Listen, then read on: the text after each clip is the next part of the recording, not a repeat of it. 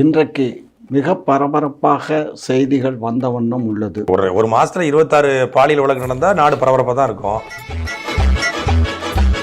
அண்ணா யூனிவர்சிட்டியில் போயிட்டு உங்க கட்சிக்காரன் போயிட்டு பெண்ணை கையை பிடிச்சிட்டு நாடு பரபரப்பாக தான் இருக்கும். கனிம வள கொள்ள, ஆத்துமணல் கொள்ளுன்னு ஒட்டுமொத்தமான திமுகவும் அராஜகம் பண்ணா நாடு பரபரப்பாக தானே இருக்கும்.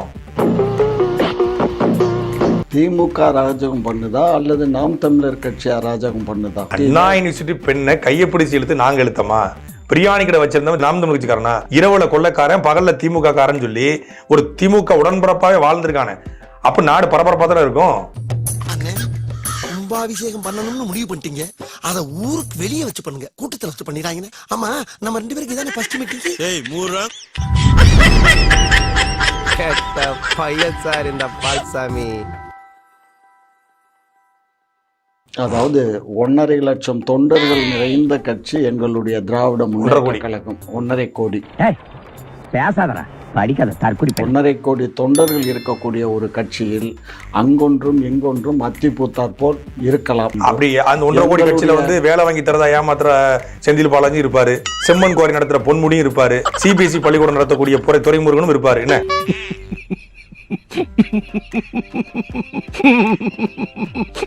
அவன் ஞானசேகரனுக்கும் திராவிட முன்னேற்ற கழகத்துக்கு என்ன சம்பந்தம் இருக்கு? சம்பந்தம் இல்லாத அவன் வீட்டுல போயிட்டு உங்க மா சுப்பிரமணியம் பிரியாணி சாப்பிட்டாரா? சின்ன காலா இருந்தாலும் நல்லா இருக்குடா, நல்லா தான் இருக்கு, சாப்பிடு. ஆமா, பிரியாணி ருசியா இருந்தா எவன் வீட்டுல போய் யாரி சாப்பிடுறீங்க? ஓசி பிரியாணி. இப்படி சோறு திங்கிறக்கு எவ்வளவு மானங்கட்டு போய் தெரிய வேண்டியிருக்கு தெரியுமா? பேசுறாங்க பேச்சு. ஒரு தொண்டன் அந்த ஏரியால இருக்கான், அவரு தொகுதி கொஞ்சம் பாலியல் வழக்குல இருக்கான், கொள்ளை அடிக்கிறான். ஏயா இன்னைக்கு நீ இப்படி உயிரை வாங்குற? அடிக்கடியா ஒரு மனுஷன் கிராஸ் பண்ணுவான், ஒரு ஆர்டரா ஃப்ளோவா போய்கிட்டு இருக்கல, கூட பேசினா மறந்துட மாட்டானா? அவன் தொகுதிக்கு உட்பட்ட ஏரியால இருக்கான், அதனால அவரு போறாரு வர்றாரு, தொகுதி போக்குவரத்துமா இருக்காரு. இதெல்லாம் போறாரு வரான்னு அதான் அர்த்தம். நக்கல்யா அவனுக்கு இல்ல. அதாவது நீங்க வார்த்தை ஜால விளையாட்டுல உங்க ஐயா கருணாநிதி மிஞ்சி எவனும் இல்ல.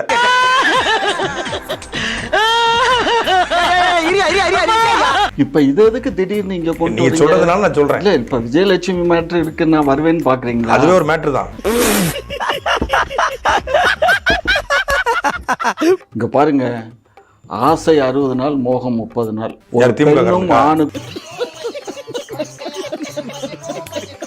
ஒரு பெண்ணுக்கும் ஆணுக்கும் ஆசை வந்தால் கலப்பு இருக்கலாம், அது ஒன்றும் தவறல்ல. உங்க ஐயா பெரியார் சொல்லியிருப்பாரு.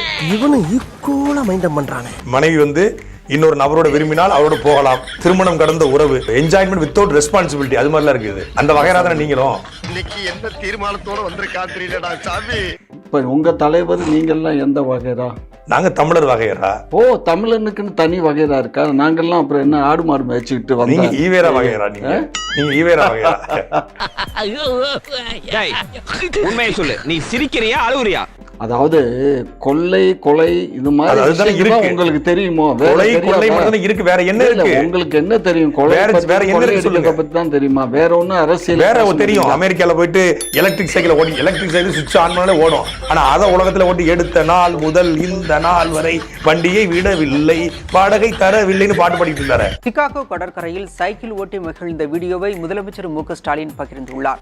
எடுத்த நாள் முதல் இந்த நாள் வரை வண்டியை விடவில்லை, எடுத்த நாள் முதல் இந்த நாள் வரை வண்டியை விடவில்லை. என்ன ராமலிங்க மாலையை பார்க்க முடியல. நல்லா இருக்க, நீ எப்படி இருக்க? நல்லா இருக்கப்பா. துபாய்க்கு போயிட்டு, அரபு நாடுகளுக்கு போயிட்டு, சிங்கப்பூருக்கு போயிட்டு வேலை வாங்கி தரதா ஏமாத்தி இவங்களுடைய பணத்தை போய் இன்வெஸ்ட் பண்ணி லூலு மால் வருதுன்னு சொல்லி 4 வருஷமா லூலு போட்டுக்கிட்டு இருக்காங்களே, அது எங்களுக்கு தெரியும்.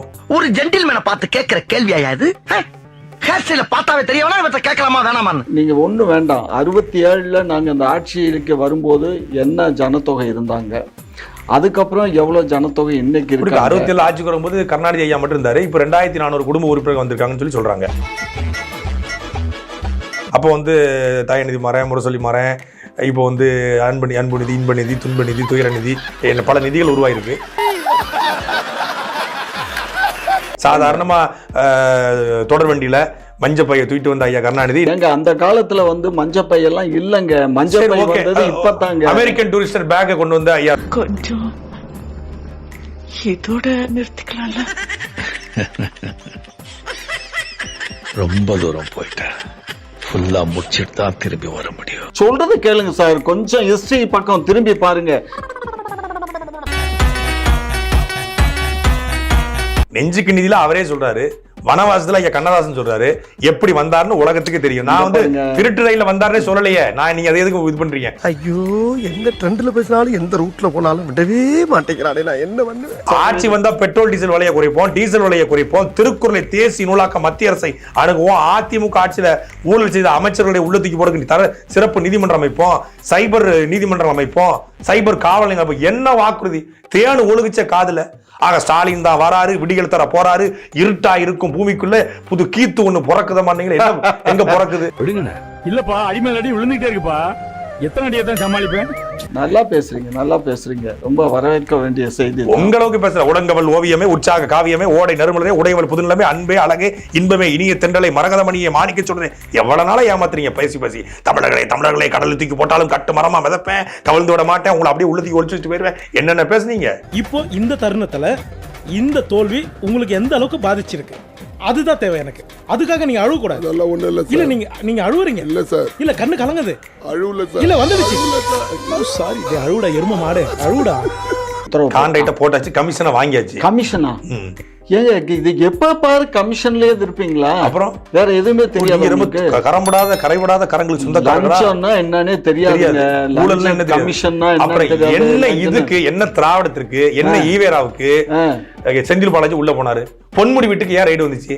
ஜெகத் ரட்சகன் பிணவரையில பணத்தை எதுக்கு பதுக்கி வச்சாரு? அழுவுறான்.